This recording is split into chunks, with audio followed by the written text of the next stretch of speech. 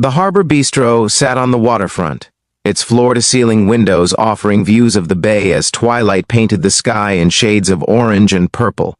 It was the kind of restaurant where families came for special occasions, where the lighting was warm and the atmosphere felt safe. Michael Torres sat at a table near the window with his daughter Lily, who was 5 years old with curly brown hair and a pink shirt featuring her favorite cartoon character. They were celebrating, though the celebration felt bittersweet. Today marked 1 year since Lily's mother had walked out, deciding that motherhood and marriage weren't for her after all. Michael had filed the divorce papers, gotten full custody, and spent the last year learning to be both parents to a little girl who still asked sometimes when mommy was coming home. Tonight was supposed to be about moving forward, about showing Lily they were okay, just the two of them. But Lily wasn't eating her chicken fingers. She was staring across the restaurant, her small face serious with concentration. "Daddy," Lily said quietly, tugging on Michael's sleeve. "Why does the princess look sad?" Michael followed his daughter's gaze. 2 tables over sat a woman, perhaps in her early 30s, dining alone.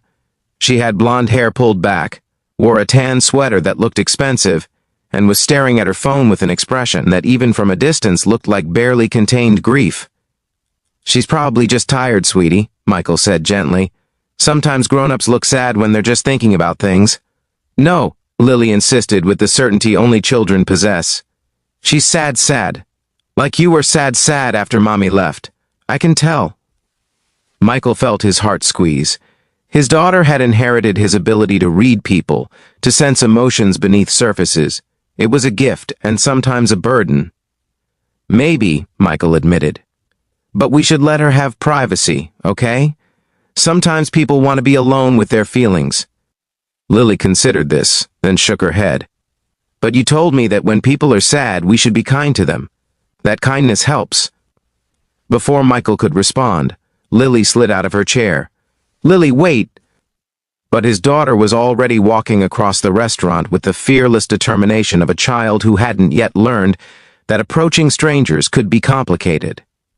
Michael followed quickly, arriving just as Lily reached the woman's table. "Excuse me, princess," Lily said solemnly. "I noticed you look very sad. Are you okay? Do you need a hug? My daddy says hugs help when you're sad." The woman looked up, startled. Her eyes were indeed red-rimmed, her mascara slightly smudged. She'd clearly been crying before coming to the restaurant, or perhaps had been fighting tears while sitting here alone. "I'm so sorry," Michael said quickly, reaching for Lily's hand. "My daughter has a very big heart, and sometimes it makes her forget about personal boundaries. We didn't mean to intrude." The woman looked at Lily, then at Michael, and something in her expression cracked. "It's okay," she said, her voice thick. "Actually, it's really sweet. What's your name?" "Lily. And this is my daddy, Michael. We're celebrating our survive-aversary. That's what Daddy calls it. It's been 1 whole year of just us." Michael felt his face flush. "Lily, I don't think—" "1 year of what?" the woman asked gently. 1 year since my mommy left," Lily said matter-of-factly. "She decided she didn't want to be a mommy anymore.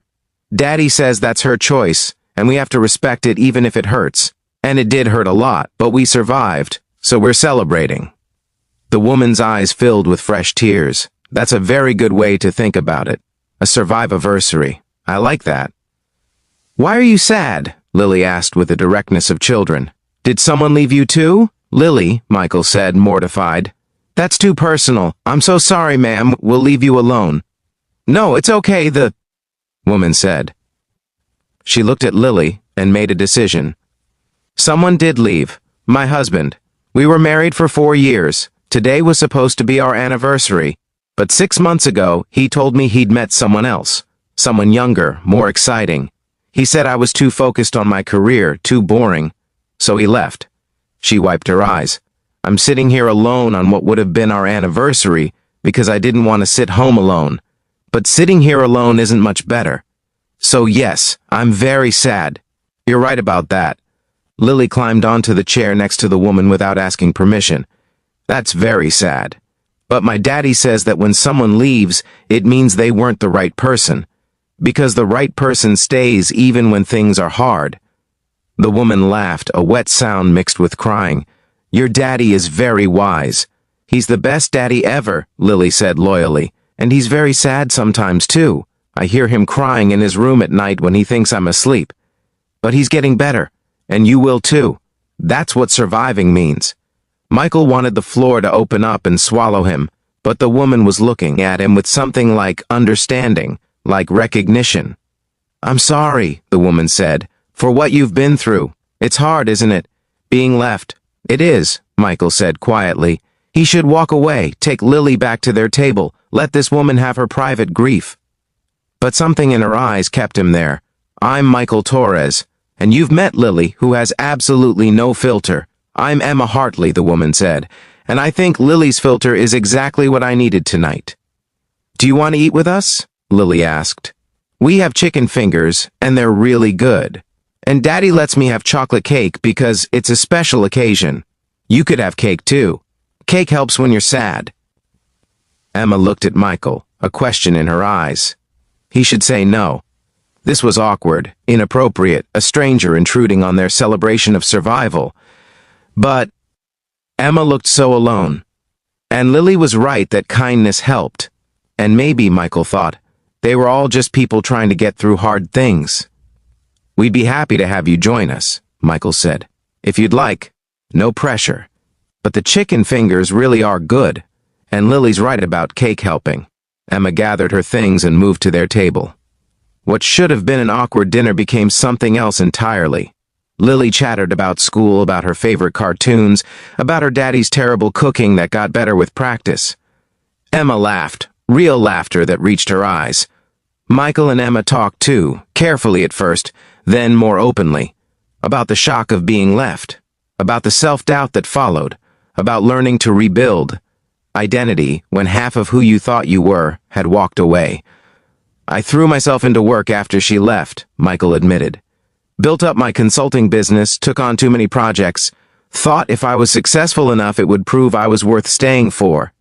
I did the same thing, Emma said. I'm a corporate attorney. After he left, I started working 70-hour weeks, made partner 6 months ahead of schedule. But success doesn't fill the hole, does it? No, Michael agreed. I figured that out when Lily asked me why I never smiled anymore. That's when I realized I was surviving but not living, so I started making changes, therapy, cutting back on work, actually being present for Lily instead of just physically there. How do you do it? Emma asked. Move forward when part of you is still stuck in the hurt. You take it one day at a time, Michael said. Some days you survive, some days you actually live, and eventually the living days start to outnumber the surviving days. Lily, who'd been drawing on her kid's menu, looked up, and you find new people who don't leave. Like Daddy and me found each other. We're a team now. Maybe you could find a team too.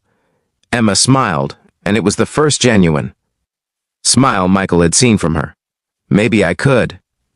They stayed until the restaurant closed, talking and laughing while Lily eventually fell asleep with her head on Michael's lap. When they finally stood to leave, Emma looked lighter somehow. Still sad but no longer drowning. Thank you, Emma said. I came here tonight planning to sit through dinner alone, go home and cry myself to sleep. Instead, I met you and Lily. You turned what would have been the worst day of my year into something bearable. Lily did that, Michael said. I just followed her lead. Can we be friends? Lily asked sleepily from Michael's arms. I think you need friends, and we're really good at being friends. Emma's eyes filled with tears again, but this time they looked different. I would love that. Over the next year, Emma became part of their lives. She came to Lily's school play. She joined them for Sunday breakfast. She and Michael talked on the phone about everything and nothing. They built a friendship based on understanding what it meant to be left and choosing to stand back up anyway. 2 years after that night in the restaurant, Michael took Emma back to the Harbor Bistro. Same table, same view. But this time it wasn't sad. Emma, Michael said, taking her hand. 2 years ago, my daughter asked why the princess looked sad. I didn't know that Princess would become the most important person in my life. That she'd teach me that being left doesn't mean you're unlovable. It means you hadn't found the right person yet. He pulled out a small box. I found the right person. She was sitting 2 tables away, crying alone on an anniversary that wasn't. Will you marry me and let me spend the rest of my life proving that some people do stay? Emma was crying, but these tears were joy. Yes, 1,000 times yes. Lily, sitting next to them, clapped her hands. I knew it. I told Daddy you needed a team. And now we're all on the same team forever. At the wedding 6 months later, Lily was the flower girl. During the reception, she gave a speech that made everyone cry. I asked Daddy why the princess looked sad, Lily said, and he said sometimes we should let sad people be alone, but I didn't listen, because I thought the princess needed to know that sad doesn't last forever, that survive-iversaries turn into celebrations, that being left just means you hadn't found your people yet. And now Emma found us, and we found Emma, and we're a family. So I'm really glad I didn't listen that time. The room erupted in laughter and applause. If this story touched your heart, please like and share it with someone who needs reminded that the worst days can lead to the best transformations. Subscribe for more stories about finding family in unexpected places. And comment below about a time a stranger's kindness changed your darkest moment. Your story might be exactly what someone needs to hear today.